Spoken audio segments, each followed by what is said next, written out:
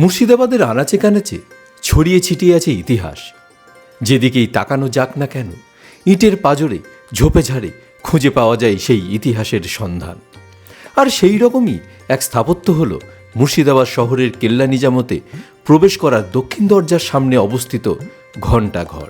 শোনা যায় ১৯ শতকের প্রথম দিকে এই ঘণ্টাঘর নির্মিত হয়েছিল, যার মূল উদ্দেশ্য ছিল সৈন্যদের সতর্কীকরণ ও সময় জানানো। দীর্ঘদিন অবহেলায় পড়ে থাকার পর মুর্শিদাবাদ পৌরসভার উদ্যোগে ঘণ্টাঘর নতুনভাবে সংস্করণ করে সাজিয়ে তোলা হলো। নতুনভাবে সাজানো এই ঘণ্টাঘর কেমন লাগছে এবং তার ইতিহাস জানতে একদিন হাজির হলাম মুর্শিদাবাদের কেল্লা নিজামতে। সোজা চলে গেলাম মুর্শিদাবাদের নবাব পরিবারের বর্তমান বংশধর ছোটে নবাবের বাড়িতে। শেষ পর্যন্ত আবার খুঁজে পেয়েছি আমাদের মুর্শিদাবাদের ছোটে নবাব।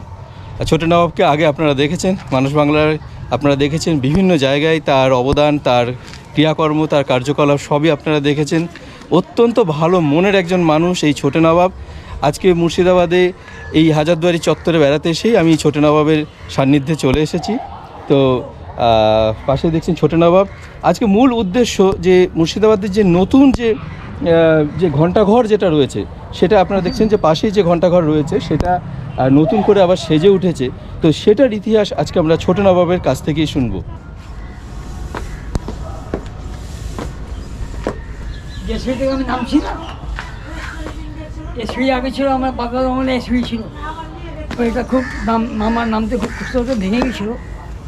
আমাদের বর্তমান চেয়ারম্যান ইন্দ্রজিৎ ধর, যাকে আমরা ভালোবাসার নাম দিয়ে বাবন ধর, উনি এই সুইটা আমার করে দিলেন।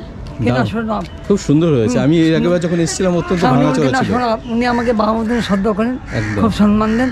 আমার বাবা এই ভাঙা সিঁড়ি উঠবে তো ঘণ্টাঘর উনি সারালেন, তারপরে সিঁড়িটা উনি বানিয়ে দিলেন।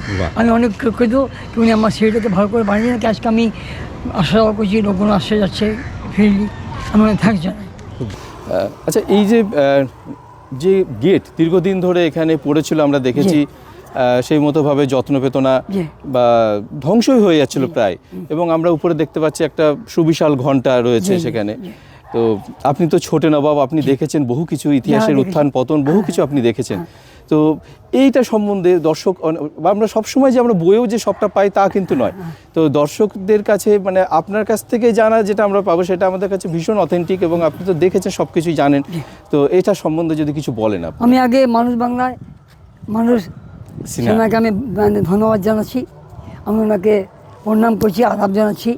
উনি সবসময় আমার কাছে এসে ভিডিও ক্যাসেট করেন, নট ইভেন ইন্ডিয়া, পুরো ওয়ার্ল্ডে ক্যাসেটটা আমার চলে। উনি এর আগে আমার নবাবী ক্যাসেট করেছিলেন। আমার দাদা আমেরিকা থাকে, কানাডা থাকে, লন্ডনে থাকে, ওরা ওখান থেকে দেখে খুব খুশি হয়েছে। কিন্তু আমার ক্যাসেটটা খুব ভালো লাগলো, নবাবী আজকে উনি ঘুরে তুললেন। আমি আজও আপনাকে থ্যাঙ্কস জানাচ্ছি, আজকে আপনি আমার কাছে এসেছেন এখন সম্বন্ধে কিছু জানতে। ব্যাপারটা হলো কি, আগে তো নবাবদের মানে পকেটে ঘড়ি থাকতো, জমিদার নবাবদের কিংয়ে ওরা পকেট থেকে বার করে ঘড়ি দেখতো। তো যখন নবাবরা এখানে রাজ্য করলেন, নবাবী করলেন, তো আমরা বাপ দাদা একটা জিনিস করে গেলেন, যেরকম দক্ষিণ দরজা, Tripura gate, Hazarduari, new palace, Basanti palace, তারপরে ঘণ্টাঘর করলেন। ঘণ্টাঘর আমাদের যে নবাবের সময় হয়েছিল এই ঘণ্টাঘরটা, নবাব নাজিম যে ছিলেন ফেরাদুজা ওরফান, আচ্ছা রাজা, আচ্ছা রাজা ঘণ্টাটা করলেন। আচ্ছা, হ্যাঁ, এই ঘণ্টাটা মেন উৎসব হচ্ছে কি 1 ঘণ্টা পরে পরে বাঁচত। ওখানে আমাদের আগে নবাব আমলের সেপার থাকতো, এখান থেকে বাড়ি ছিল, বাড়িকে ট্রেনে ঘণ্টা বাজাতো 1, 2, 3, 4, 5, পুরো টোনে ডিপেন্ড, টাইমের ডিপেন্ড। তারপরে কলেজ, স্কুল, ট্রেন এই ঘণ্টার উপরে নির্ভর করতো। এই ঘণ্টা প্রায় নানা করেও 100 বছর থেকে বন্ধ ছিল। প্রায় 100 বছর আগে বন্ধ হয়ে গেছিল। বন্ধ হয়েছিল। সেটা কি কারণে বন্ধ হয়েছিল? যে গভর্নমেন্ট ডিভিশন হলো, আমাদের সম্পত্তি স্বর্ণকমল চলে গেল, তারপরে ভীষ্মকমল তারা কেউ গ্রহ্য করলেন না। আমি অনেক লেখালেখি করলাম স্বর্ণকমলকে, ভীষ্মকমলকে, কিন্তু কেউ গ্রহ্য করলো না। লাস্টে আমাদের শেষ নবাব বাহাদুর যিনি ছিলেন, তারপর এটা বন্ধ হয়ে যায়। দাদু লাস্ট নবাব বাহাদুর ছিলেন, উনি অনেক কিছু করেছেন। তারপরে নবাবদের ইতিহাস তো আসে এখানে সব জায়গায় চলছে। এই ঘণ্টাটা যখন মানে ভাঙাচোরা ছিল, তখন আমাদের চেয়ারম্যান, বর্তমান চেয়ারম্যান ইন্দ্রজিৎ ধর, যার নাম বাপনদাকে বলি, তার মানে মোহাম্মদটা আসে, সে আমাকে ভালোবাসে বাবার মতন। উনি আমাকে পরামর্শ করেছেন কি আমি চেয়ারম্যান পদে যদি আসি আর নাও আসি, কিন্তু এই ঘন্টাকে আমি সারাবো। তো উনি আমার কথাটা রেখেছেন, উনি ঘন্টায় হাত দিয়েছেন, ঘন্টাটা অলরেডি কমপ্লিট হয়ে গেছে, আমি দেখতে পাচ্ছেন একদম। আগে কীরকম ছিল আর এখানে কীরকম আছে। আমি বর্তমান চেয়ারম্যান থ্যাঙ্কস জানাচ্ছি কি উনি আমার কথা রেখেছেন, আর সবচেয়ে বড় কথা কি উনি আমার সিঁড়িটা করে দিয়েছেন। একদম। অনেক মানে না খুব বাবা, সুন্দর। আপনাকে আমি বাবার মতো শব্দ করি, এখানে আমার কাছে অনেক বড় বড় লোক আসে, টিভিওয়ালা, ভিডিও রিপোর্টার সব আসে, আপনি সিঁড়ি দিয়ে উঠবেন, ওরাও হ্যাঁ, উঠবে। আমি এর আগে যখন এসেছি তখন সেটা হ্যাঁ, বেশ বিপজ্জনক আপনি ছিল। দেখলেন? তো আমি ওনাকে থ্যাঙ্কস জানাচ্ছি, উনি আমার শিডিউল করে দিয়েছেন। এই ঘন্টাটা উনি নিজের দায়িত্ব নিয়ে সেনাকে যা মানে জিজ্ঞাসা করে, হায়দুল্লি অফিসারকে জিজ্ঞাসা করে এই ঘন্টাটা উনি সারান।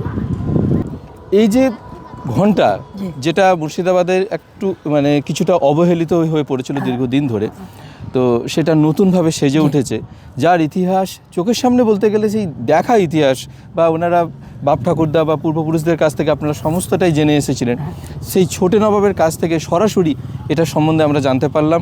তো আপনাদের এই ভিডিও কেমন লাগলো সেটা অবশ্যই কমেন্ট করে জানান। আর ছোটো নবাবকে অসংখ্য অসংখ্য ধন্যবাদ। Thank you. ওনার মতো মানুষ এই মুর্শিদাবাদে আছেন যিনি জাতি ধর্ম নির্বিশেষে সকলের পাশে দাঁড়ান, সকলের বিপদে উনি ছুটে বেড়ান। আপনারা দেখেছেন ছোটো নবাবের কাজ, মানে যে সমস্ত কাজগুলো উনি করেন, এবং এখানকার ইতিহাসকে সংরক্ষণ বা এখানকার বাঁচানোর জন্য উনি কিন্তু যথেষ্ট ওয়াকিবল। শুধু মুর্শিদাবাদের এই নবাবী এলাকার এই সমস্ত জায়গা না, সিরাজউদ্দৌলার যে সমস্ত হারিয়ে যাওয়া যে সমস্ত জায়গা রয়েছে আমরা দেখেছি, হিরাজিল প্রাসাদে বা খোশবাগ, যে কোনো জায়গাতে উনি সব জায়গাতেই, ওনার মধ্যে কোনো ভেদাভেদ কিছু নেই, উনি সব জায়গাতেই কিন্তু আপ্রাণ চেষ্টা করে যান যে ইতিহাসকে বাঁচিয়ে রাখার। যাই হোক ছোটো নবাব, আপনাকে অসংখ্য ধন্যবাদ। ধন্যবাদ। আপনি ভালো থাকুন, আপনি দীর্ঘজীবী হন। Thank you.